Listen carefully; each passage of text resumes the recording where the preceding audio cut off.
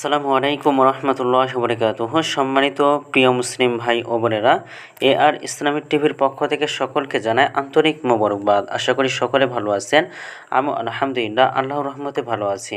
আজকে আপনাদের মাঝে আলোচনা করব মনের অস্থিরতা দূর করার আমল এবং দোয়া সম্পর্কে। চলুন আমরা জেনে নিই। মানসিক অস্থিরতার কারণে নামাজ, রোজা এবং ইবাদত বন্দেগী সহ কোনো কাজে মন বসছে না। সব কাজে প্রচণ্ড অস্থিরতা কাজ করছে। এমন সময় মনের অস্থিরতা দূর করতে কী করবেন? এই অবস্থায় ইসলামের দিক নির্দেশনাই বা কী? যে কোনো কাজের জন্য মানসিক অস্থিরতা একটি মারাত্মক ব্যাধি। মনের অস্থিরতা দূর করতে রয়েছে কার্যকরী আমল এবং দোয়া।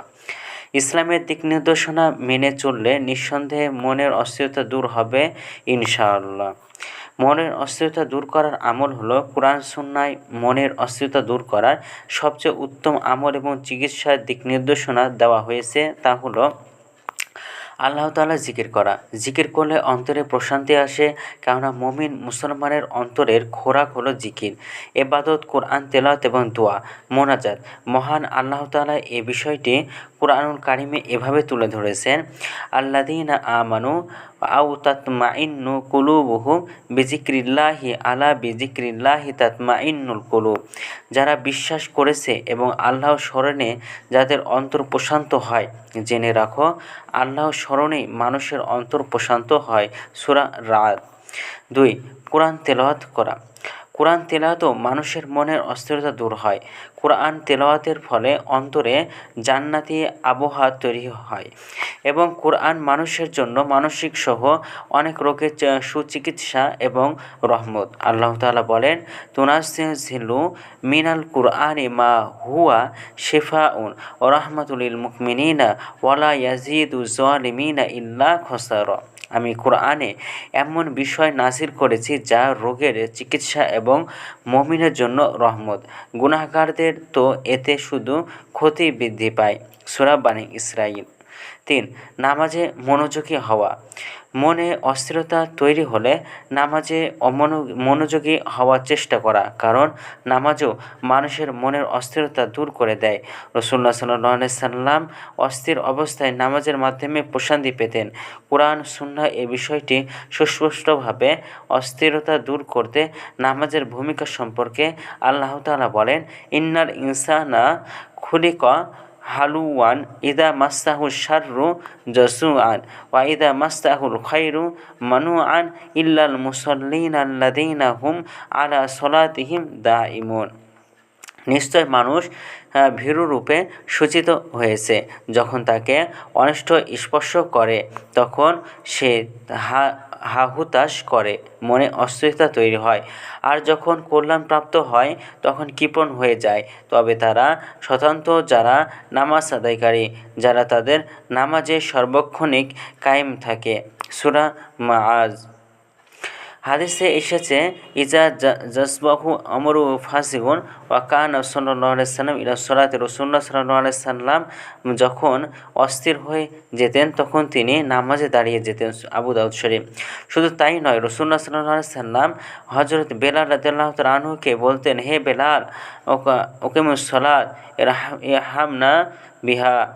নামাজে ইকামত দাও, এর মাধ্যমে আমাকে প্রশান্তি দাও। 4. অলস সময় ব্যয় না করা। অলসতা একটি মারাত্মক রোগ। এটি এমন রোগ যা বিভিন্ন বিভ্রান্তিকর এবং অস্থিরকর চিন্তা, অস্থিরতা এবং পেরেশানি টেনে আনে, যার কারণে মন অস্থির হয়ে ওঠে। সুতরাং যখনই মনের অস্থিরতা দেখা দেবে তখনই অলস বসে না থেকে মনের ইচ্ছার বিরুদ্ধে হলেও জিকির করা, কোরআন তিলাওয়াত করা কিংবা নামাজ পড়া শুরু করা জরুরি। ফলে এসব আমলে দূর হয়ে যাবে মনের সব অস্থিরতা এবং পেরেশানি। মনের অস্থিরতা দূর করার দোয়া হলো উল্লেখিত আমলগুলোর পাশাপাশি মনের অস্থিরতা দূর করতে রয়েছে বেশ কিছু দোয়া। হাদিসে পাকে এই দোয়াগুলো অস্থিরতা এবং পেরেশানগ্রস্ত লোকদের জন্য তুলে ধরা হয়েছে। রাসূলুল্লাহ সাল্লাল্লাহু আলাইহি সাল্লাম এই দোয়াগুলো পড়তেন। 1 নম্বর হলো হযরত আব্দুর রহমান ইবনে আবি বাকর রাদিয়াল্লাহু তাআলা আনহু তার বাবা থেকে বর্ণনা করেন, রাসূলুল্লাহ সাল্লাল্লাহু আলাইহি সাল্লাম বলেছেন, দুশ্চিন্তাগ্রস্ত মনের অস্থিরতা সমস্যাগ্রস্ত ব্যক্তির জন্য দোয়া হলো আল্লাহুম্মা রহমাতাকা আরজু ফালা তাকিলনি ইলা নাফসি তরফাতা আইনিন ওয়া আসলিহলি শাকনি কুল্লাহু লা ইলাহা ইল্লা আংতা। অর্থ হলো, হে আল্লাহ, আমি তোমার কাছে রহমত মনের প্রশান্তি কামনা করছি।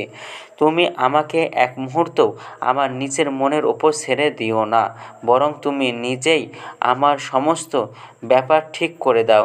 তুমি ব্যতীত মনের অস্থিরতা বিপদ থেকে রক্ষাকারী কোনো ইলাহ নেই। আদাবুল মুফরাদ। 2, হযরত ইবনে আব্বাস রাদিয়াল্লাহু তাআলা আনহু বর্ণনা করেন, উদ্বেগ এবং দুশ্চিন্তার সময় আল্লাহর রাসূল সাল্লাল্লাহু আলাইহি সাল্লাম বলতেন, লা ইলাহা ইল্লাল্লাহুল আযীমুল হালিম, লা ইলাহা ইল্লাল্লাহু রাব্বুল আরশিল আযীম, লা ইলাহা ইল্লাল্লাহু রাব্বুস সামাওয়াতি ওয়া রাব্বুল আরদি ওয়া রাব্বুল আরশিল কারীম। অর্থ হলো, আল্লাহ ব্যতীত সত্য কোনো মাবুদ নেই, তিনি অতি মহান, তিনি সহনশীল। আল্লাহ ব্যতীত কোনো সত্য ইলাহ বা উপাস্য নেই, তিনি বিশাল আরশের মালিক। আল্লাহ ব্যতীত সত্য কোনো মাবুদ নেই, তিনি আসমান জমিন এবং মহান আরশের অধিপতি। বুখারী শরীফ। 3, হযরত আনাস ইবনে মালিক রাদিয়াল্লাহু তাআলা আনহু বর্ণনা করেন, নবীজি সাল্লাল্লাহু আলাইহি সাল্লাম বলতেন, আল্লাহুম্মা ইন্নী আউযু বিকা মিনাল হাম্মি ওয়াল হাজানি ওয়াল আজজি ওয়াল কাসালি ওয়াল বুখলি ওয়াল জুবনি ওয়া আদলা আদ দাইনি ওয়া গলাবাতির রিজাল। অর্থ হলো, হে আল্লাহ, আমি আপনার কাছে আশ্রয় প্রার্থনা করছি চিন্তা ভাবনা, অপারগতা, অলসতা, কৃপণতা এবং কাপুরুষতা থেকে, অধিক ঋণ থেকে এবং দুষ্টু লোকের প্রাধান্য থেকে। বুখারী শরীফ।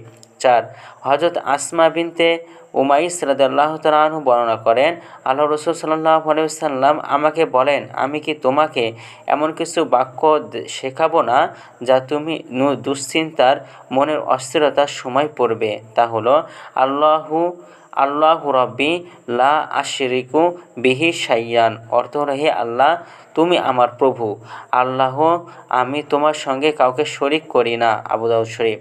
সুতরাং মুমিন মুসলমানের উচিত কোনো কারণে মনে অস্থিরতা তৈরি হলে কোরআন সুন্নাহর আমলগুলোর পাশাপাশি হাদিসে বর্ণিত দোয়াগুলো যথাযথভাবে পড়া, হাদিসে বর্ণিত প্রিয় নবীর শেখানো দোয়াগুলো পড়ে মনের অস্থিরতা এবং পেরেশানি দূর করার চেষ্টা করা। আল্লাহ তাআলা মুসলিম উম্মাহকে কোরআন সুন্নাহর আলোকে চিকিৎসা গ্রহণ এবং আমল করে মনের অস্থিরতা দূর করার তৌফিক দান করুন, হাদিসের ওপর আমল করার তৌফিক দান করুন। আমিন। তো ভিডিওটি ভালো লাগলে অবশ্যই চ্যানেলটি সাবস্ক্রাইব করে পাশে থাকবেন। ধন্যবাদ সকলকে। আসসালামু আলাইকুম ওয়া রাহমাতুল্লাহি ওয়া বারাকাতুহু।